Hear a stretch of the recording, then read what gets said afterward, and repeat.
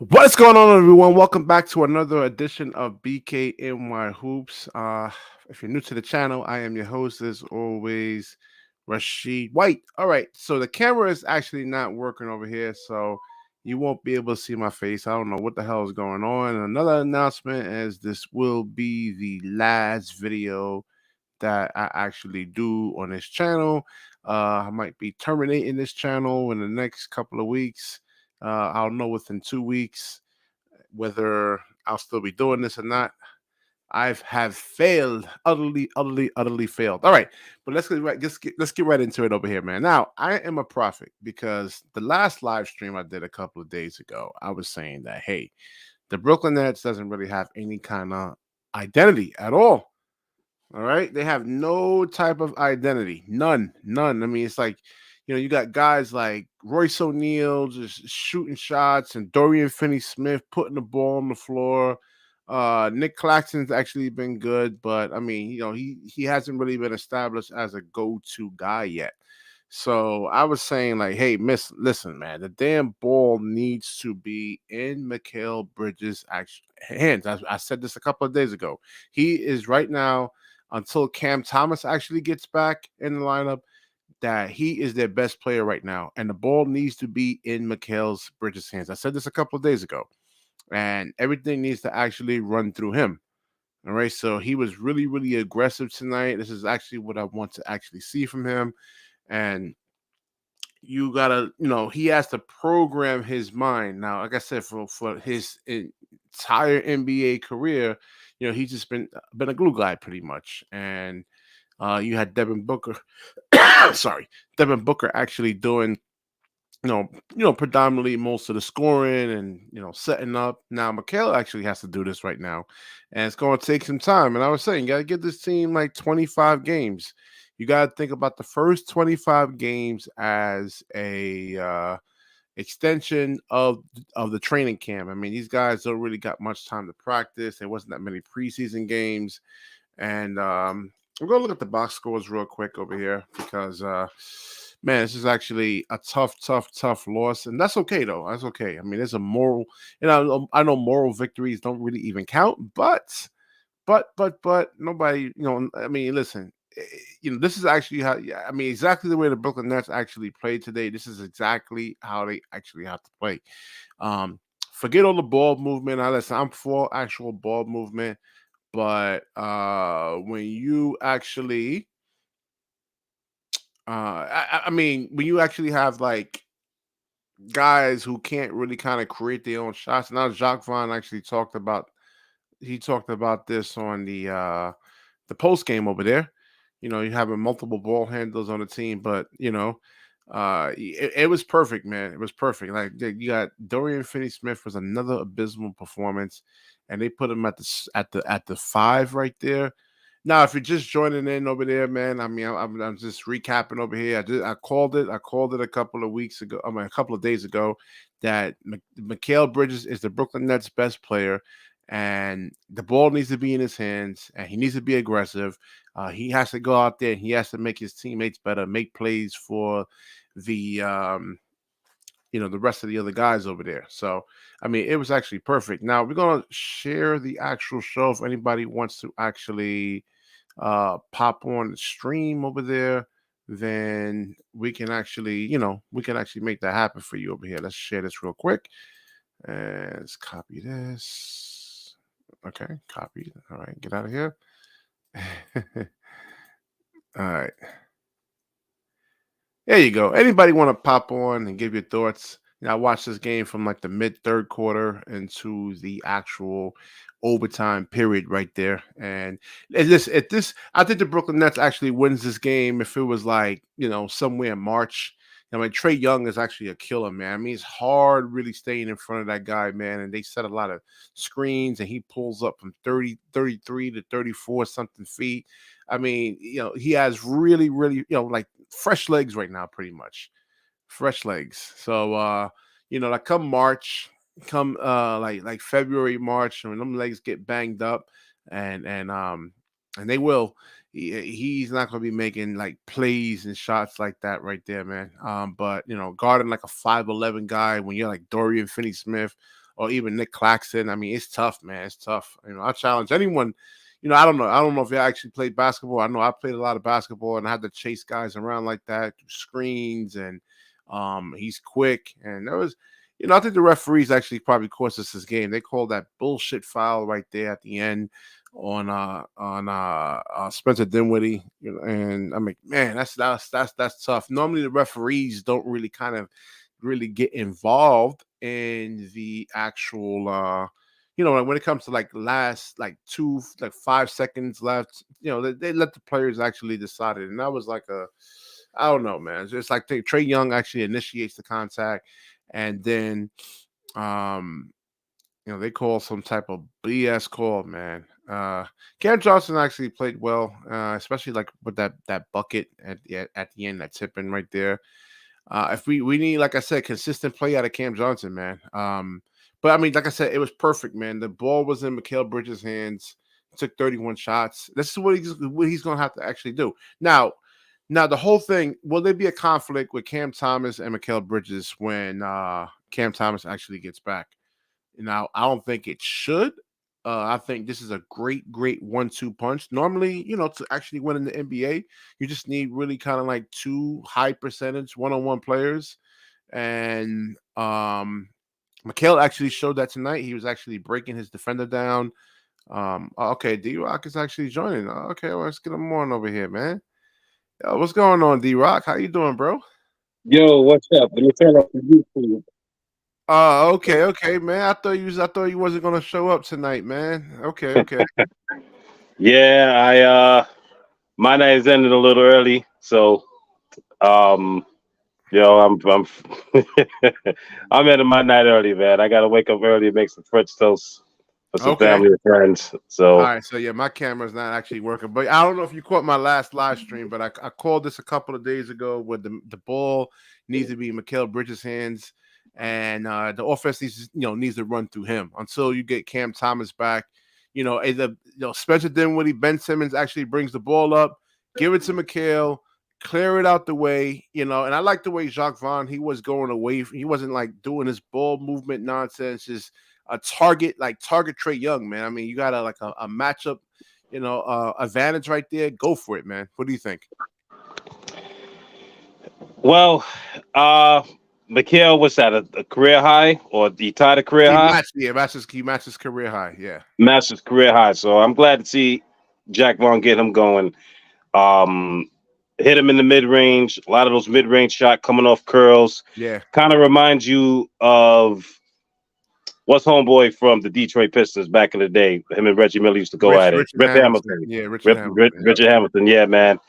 Those are the kind of plays. Even when we first traded for Mikal, you saw some of those plays that they ran for Kevin Durant being used for Mikal Bridges. Yeah. That's what you got to do. You got to feature him and let him cook. The thing with that is, if the ball's going to, if he's going to be the primary focus, then Dinwiddie got to take a step back. He's got to kind of play off ball.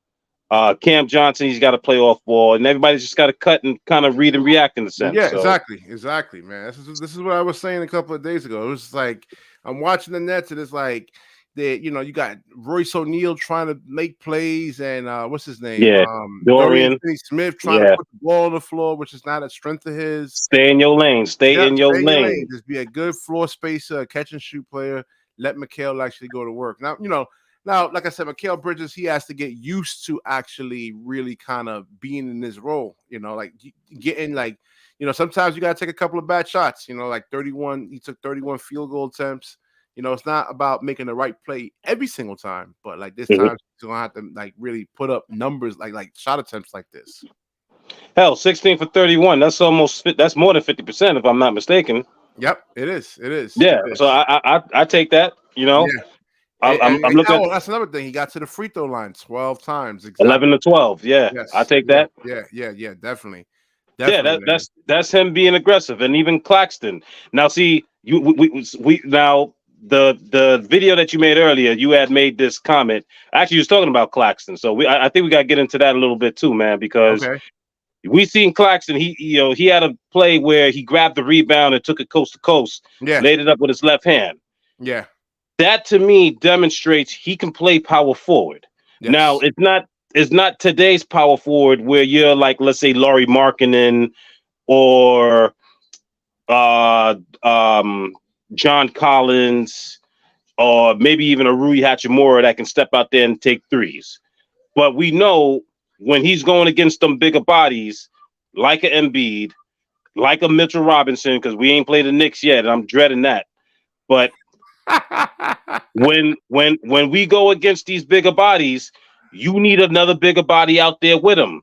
Let him take on the Julius Randle. Let him take on the Tobias Harris. Let him take on the Julius Randle or Giannis. You know, let him play against some power forwards. Like we got Harry Giles sitting there, and I mean, granted, we won some games without him playing, but the skill set is what's killing me right now. He What can you mean, space the floor. Harry Giles? You mean being on the bench, right? Yeah, Being him being okay. on the bench. I mean, he can space the, like I'm dying to see that lineup with just him, Harry Giles and Claxton. Yeah. Put the two of them out there. Let Claxton roam, and you saw that too in the third quarter. I don't know if he did it in the fourth, but I remember seeing it in the third quarter. Claxton was switching, and he was guarding Trey Young. He was guarding DeJounte Murray. You know, Yeah, and I was telling people, I mean, you can't like I played against guys like Trey Young, small, quick, lightning fast guys, man. I mean, it's tough, man. I mean, it's hard to really kind of stop him, man. I mean, it's really, really tough, man. So I'll just tip my hat off to the Brooklyn Nets. I think if this matchup happens in March and April, I mean, Trey Young has a lot of wear and tear on those legs, having to carry his Atlanta Hawks. I mean, I think we win this game over here, man. I mean, right now it's just fresh legs from Trey Young right now. yeah, but that's the thing too. They played yesterday. They scored what 150 something points. Yeah. Like I was expecting us to just score 145, and they probably have like 120. Yeah. Maybe they call it quits. That first quarter, I'm looking at this game and I'm like, oh boy, here we go again. But I stayed quiet. I was like fuming in my chair, and slowly but surely they was making their way. The game is about adjustments. There was some adjustments made. Some things that took a little too long to make the adjustments for, but overall, to be honest, I'm not happy with this loss, man. 145 points and it went to waste. This is a Yeah, game that yeah, you should yeah. have I mean, gotten. like I said, they're like Trey Young is tough, man. I mean, they set a lot Yeah, of picks, and then you saw he was throwing his body into like yeah, I think pushing Royce off too. O'Neal. Yeah, pushing off that was another thing I seen. I was like, come on, y'all not gonna call that? I said, Yeah, that's a push off right there, man. You gotta call that, man. But Claxton surprised me over here. 22 points. I mean, damn, this is like such good production, man. In a L, man. yeah. Let's see what he had. 11 rebounds. I'll take that. Yep. 3 blocks. He did foul out though, so that's the tough part. But now see, here's another theory, Maj. So let me throw this out. Sometimes it's hard to comment on YouTube because you don't want to put too much out there. You just kind of want to just throw a thought out there. But since we chatting about it, this probably good. This probably be a good platform for it. So a lot of people are talking about how poor our defense is. I think part of the reason why our defense has been poor is because we have been playing smaller. So, for example, when we started this season, it was Dinwiddie and Thomas in the backcourt. You had Mikal playing the three. If I'm not mistaken, Cam Johnson did play that first game, but then he got hurt. So then we had a downgrade. But essentially, you had Mikal playing the three, and you had basically two guards, 1 point guard, one shooting guard. I don't like calling Cam Thomas a shooting guard. In my opinion, he is a shooting guard, but he's stuck in a point guard body. Yeah. So and my rule is you are who you can defend. So I don't know how tall you are, but I'm 6 feet tall. I'm So 6 feet. Yeah, about 6 feet. Yeah. all right. So we ain't out there trying to guard a Mikal Bridges. Mikal is 6'6". Yeah. So when you play small like that, you may have the reputation of being a defender, but if you guarding dudes that's bigger than you, you got to guard up. You're not going to be able to hold them. You're not going to be able to stop them. Now you may force a missed shot here and there, but by and large, you're going to see what we've been seeing, which is opponents are scoring high amounts of points against us, and at least we've been keeping up. That's part of the reason why we go small, so we can put up the points. But something's got to give. You got to go one way or the other if you're going to play that way. And right now, that's what we've been saying. Going small is all about the spacing too, to get like 3-pointers. Like you have Dorian Finney-Smith at the 5. I don't know why that hasn't been working. I don't know how Dorian, because like you're not going to really like. I was like Dorian Finney-Smith should be way more productive. I think like since Jacques Vaughn actually went with Dorian Finney-Smith at the 5, I mean his production actually went down a lot. What do you think, man? Because he was actually doing very well the first like 6 or 7 games. Yeah, I would say that's wear and tear. You know, when your legs are fresh, you're gonna knock down them shots, but you got to do that all game long. You ain't gonna have them legs to make them shots. Mm-hmm. You know, and basically when you tired, that's what you're gonna do. You ain't gonna go to the rack. You're gonna just chuck up. You're gonna chuck up shots. The thing that kills me is, you know, all right, Claxton was hurt. You didn't start Dayron, and you never even played Harry Giles. You won a few games. I was gonna make a separate video about Giles, man. I'm just trying. I'm like, what the hell is going on with him, man? Like, cause he can score. Like he can. I mean, you see when he comes in, the limited minutes that he actually gets in. I mean, he does put in like, you know, and you can't say, oh, because it's garbage time. I mean, those guys, even like in garbage time, are still trying to impress the coach and show the coach, hey, I need playing time, or they're still like, you know. So yeah, Giles actually been putting up in the sparing minutes that he's actually been played. But you know, it's just it gets with Jacques Vaughn, man. Jack Vaughn has a script and he's sticking to it. The only way I think he's going to go to Giles is you have to have both Claxton and Dayron Sharpe hurt. Then he ain't got no choice. Man, he ain't got no choice. He might start Dorian Finney-Smith at the 5, but what's he going to do? Play Royce at the 5 as a backup? But that's the thing. You can't like this. You know, coaches got to make adjustments. I mean, not every game is going to be suited for Nick Claxton. Like you look at like the Joel Embiid matchup. I mean, come on, you got to put Giles in there who can actually provide, who has more physical bulk, could put a little bit more resistance, you know, on Joel Embiid. So he's just not getting like, he doesn't have like an easy like dunk attempt. I mean, he just like mauled, just mauled Nick Claxton. So yeah, not only that, he didn't really work on defense. If you think about it, he was out there guarding Dayron, who's basically just grabbing rebounds and trying to put it back. That's another thing. Dayron's a third string center. Like Joel is going to actually play a lot of minutes. It's not like, you know, Dayron is going against like another third string center or a second string center. I mean, he's going to go up against like, you know, a first string center, like one of the best players in the league. You got to get somebody that, I mean, even Harry Giles can stretch the floor too. He can shoot threes. So, well, I don't know about the threes. I don't know if I saw him shoot a 3, but the mid range. Oh, I got 5% on my battery. Right. I'm gonna let this rock until the battery dies. How about that? Right. Keep it going, man. Keep it going. Yeah, you're doing good. You know, he got the mid range shot, and that's what I'm hoping to see some of these guys develop. Man, I don't need to see Claxton on the 3-point line in the corner. I don't need to see Ben Simmons on the 3-point line when he comes back. Hopefully, Lord willing, by Christmas.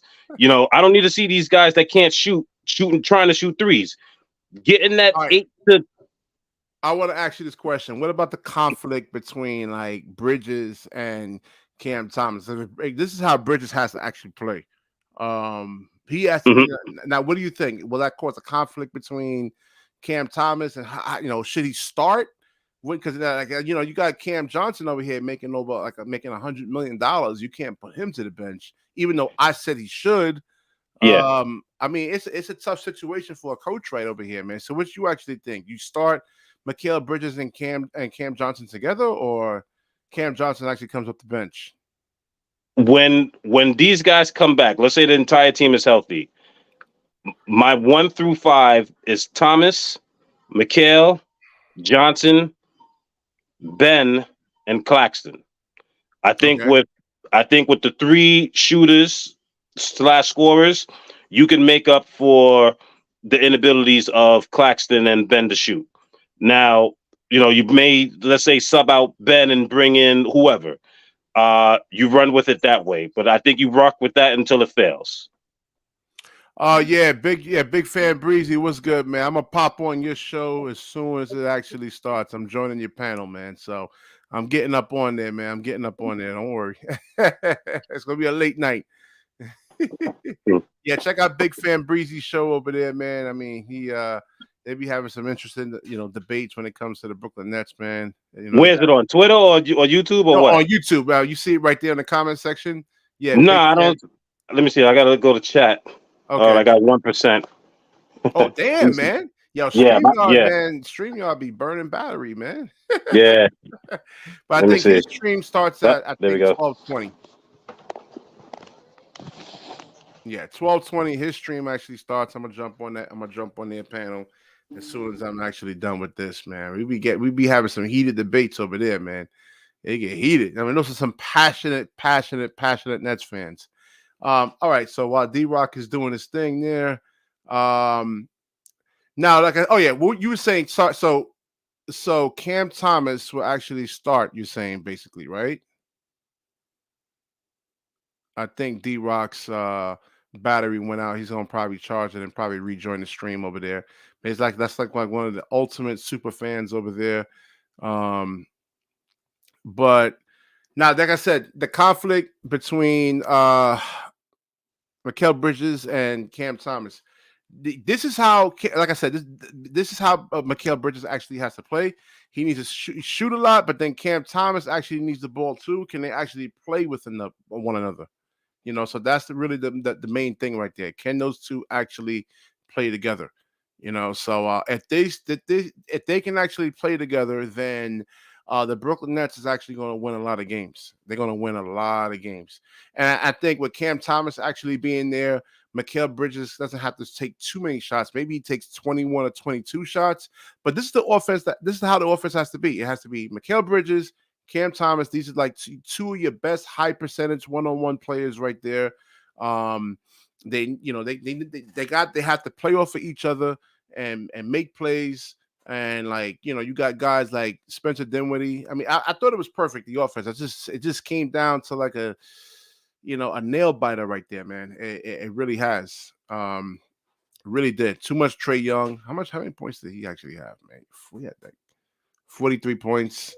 Yeah, I think they got to up the physicality with him, man, next time. He's small. Spencer Dinwiddie got to actually, I mean, he had 26, but, too much complaining with the referees with Spencer Dinwiddie. I think he really kind of lets that get to him. Like, listen, bro, they're not going to call every single foul, man. I mean, like he took a shot. I think it was in the fourth quarter. He tried to, I mean, like you're gonna have to you go out there, you play in the playground, you play a pickup game.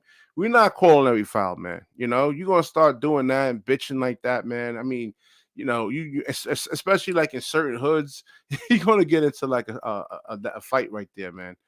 Seriously.